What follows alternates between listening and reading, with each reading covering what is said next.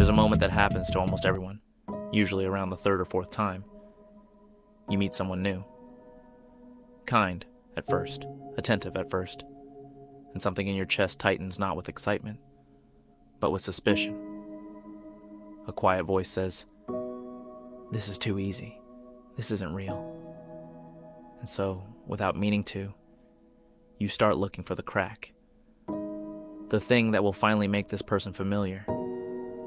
Most people call this bad luck, a string of wrong choices, the wrong type over and over.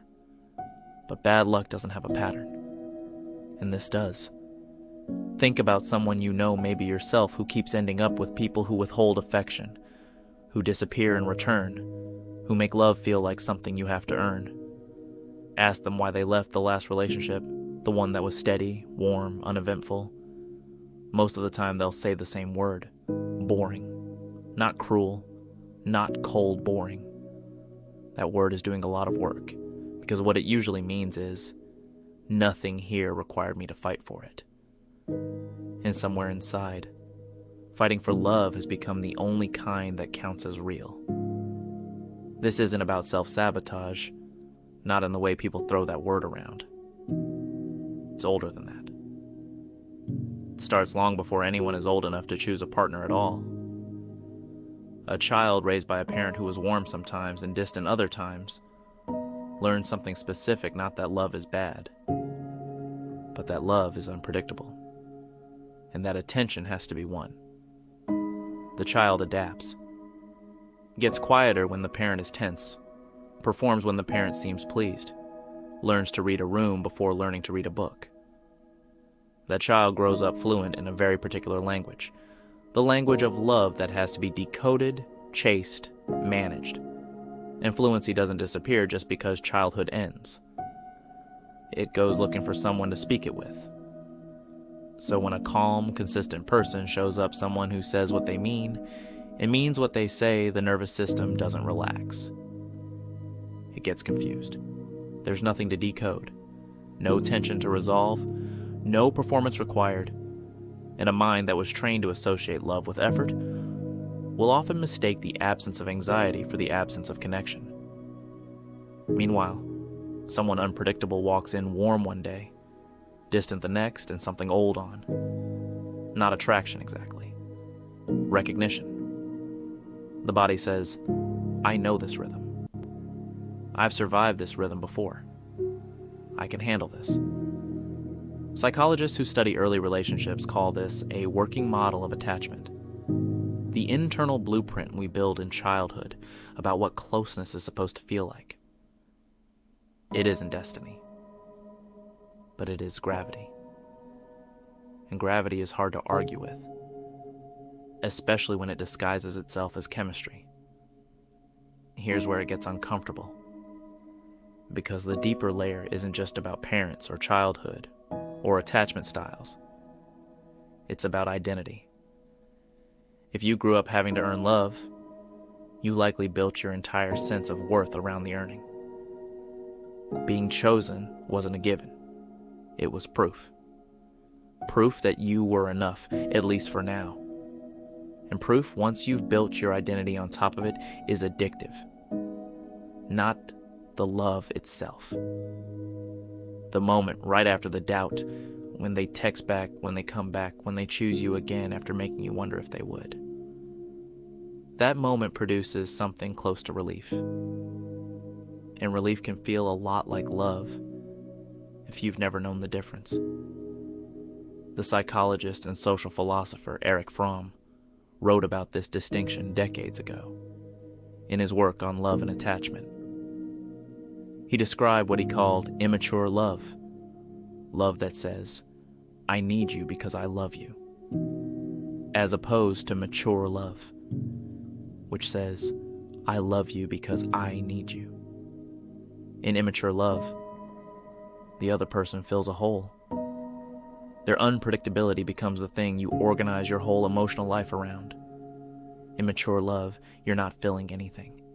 You're choosing from a place that was already whole before they arrived. Fromm wasn't describing a scientific law. It's a framework, not a formula. but it names something a lot of people feel and never have language for. The difference between being pulled towards someone and being drawn to lean on them. Here's the part that changes how you see the whole pattern. You are not addicted to the person who hurts you. You are addicted to the specific feeling of finally being chosen by someone who might not choose you. That feeling has a name in psychology: intermittent reinforcement. It's the same mechanism that makes slot machines more addictive than vending machines. A vending machine gives you what you want every time, so you stop thinking about it. A slot machine gives you nothing, nothing, nothing, and then, unpredictably, something. That unpredictability is what keeps a hand pulling the lever long after the money should have run out. Unstable love works the same way on the nervous system. Every time someone pulls back and then returns, the return feels bigger than it should, because your brain wasn't expecting it. That spike isn't love. It's a slot machine paying out. So the turning point isn't realizing that the person hurting you is bad for you. Most people already know that somewhere. The turning point is realizing that the high you're chasing was never coming from them. It was coming from your own nervous system, rewarding you for surviving uncertainty the way it once rewarded you for surviving an unpredictable home. Once you see that, the question changes. It's no longer, why do I keep choosing people like this? It becomes, what would it take for me to feel safe enough to stay when nothing is being withheld from me? That question is harder and more honest. There isn't a script that fixes this overnight, but there are places to start. Notice when calm feels like boredom. That's not a verdict on the person in front of you. It's information about what your body was trained to expect. Sit with it before acting on it. Ask yourself, honestly, what you were needing to prove in past relationships. Whether love, for you, has quietly become a performance review. Practice tolerating consistency without testing it. Not pushing someone away to see if they'll come back. Not creating a small crisis just to feel the relief of resolution. Get curious about the gap between relief and joy. Relief is the absence of pain. Joy doesn't need pain to exist first. Learn to tell them apart in your own body, and build a sense of worth that doesn't require anyone's return text to confirm it. That one takes longest. It's also the one that changes everything else. None of this means you have to distrust every calm person who enters your life, or assume every intense connection is a trauma response in disguise. Sometimes chemistry is just chemistry, but it's worth asking, quietly, before you get too far in. Am I drawn to this person? Or am I drawn to the relief of finally being wanted by someone who might say no? Because the goal was never to become someone incapable of being hurt. Maybe it was to become someone who stops mistaking the ache of uncertainty for the presence of love. If this made you see an old pattern a little differently, you know what to do with that.